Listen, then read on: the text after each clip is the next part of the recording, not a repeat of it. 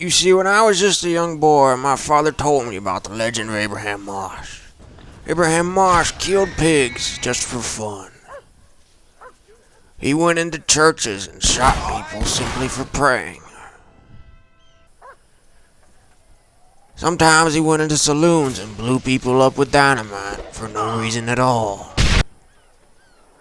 Abraham Marsh executed the handicapped simply because they were handicapped. And he even went toe-to-toe with bears in fistfights and won. Yes, Abraham Marsh was a bank robber,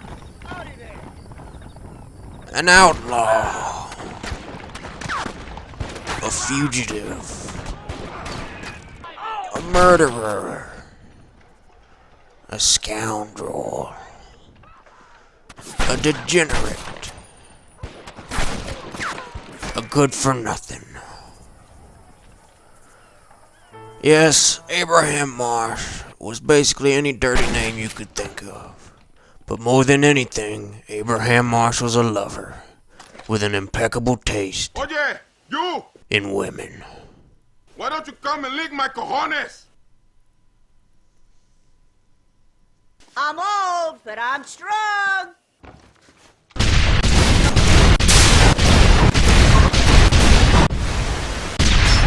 And so after a night of explosive lovemaking, Abraham Marsh decided that it was time to settle down, and so he set out.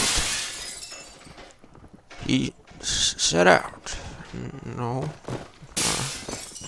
And so he set out to find a place to get away from his life of crime and debauchery. And he did so rather successfully too, in a place called McFarland's Ranch, until one fateful day. Cheat! Piece of shit! You see, Abraham had just eaten a bad burrito that he had left over from his trips to Mexico. And in that single instant, his irritable bowels completely changed his view on life. His entire mindset had been reverted back to its evil state.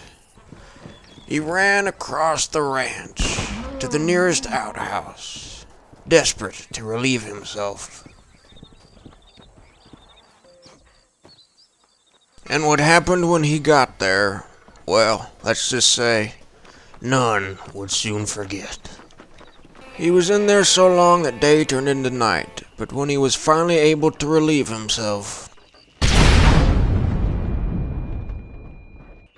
with his mind and his colon cleared, Abraham Marsh realized that he really did belong to a life of crime.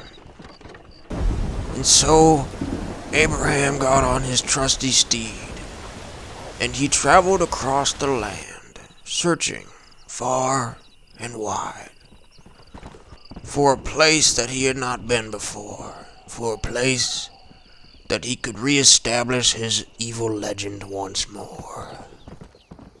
And one day, while passing by a monastery in Mexico, Abraham heard an explosion.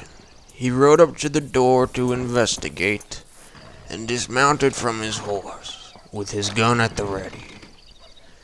He went inside and traveled across the courtyard, and realized that the source of the blast was none other than his arch-nemesis and brother, Fernando Marsh. I thought I killed you already! A ver si alguien por aquí tiene cojones.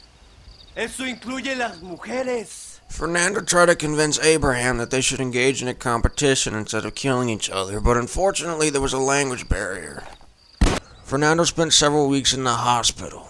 If I was that ugly, I'd kill myself! But after they were reunited, they decided to see which of them could prove that they really lived up to their legend. First off, Abraham showed how far he could jump, so then Fernando showed how far he could jump, so then Abraham shot a church bell to confuse people as to what time of day it was, so then Fernando repeatedly shot a statue of a saint, so then Abraham murdered a nun, so then Fernando repeatedly teabagged that nun's dead body, so then Abraham burned down a vegetable garden, so then Fernando burned down a movie theater, so then Abraham burned down a bigger movie theater, so then Fernando blew up a dog, so then Abraham blew up a cow, and then another cow, and then another cow. So naturally, the brothers decided that they should end their competition by having a boxing match on top of Mount Everest. They fought well into the day, neither giving the other an inch. And they fought so long that eventually day turned into night. But Fernando, in the end, did give Abraham the knockout blow. Abraham tumbled down the mountain, and kept tumbling and tumbling. But eventually, his body came to a rest. And legend has it that it still remains there today. So all in all, kind of a weird story for my dad to tell me. Come on, smile. Your mama always smiles.